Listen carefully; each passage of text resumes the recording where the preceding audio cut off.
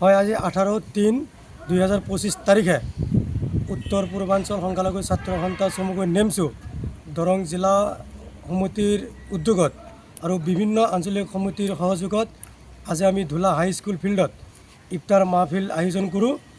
এই উত্তৰ ইফতাৰ মাহফিল আয়োজনত উপস্থিত থাকে আমাৰ নেমচুৰ কেন্দ্ৰীয় সমিতিৰ সভাপতি বদৰুল ইছলাম ডাঙৰীয়া, লগতে সহকাৰী সাংগঠনিক সম্পাদক হাফিজ গিয়াছুদ্দিন আহমেদ ডাঙৰীয়া, লগতে উপস্থিত থাকে বিভিন্ন দল সংগঠনৰ নেতৃবৃন্দসকল।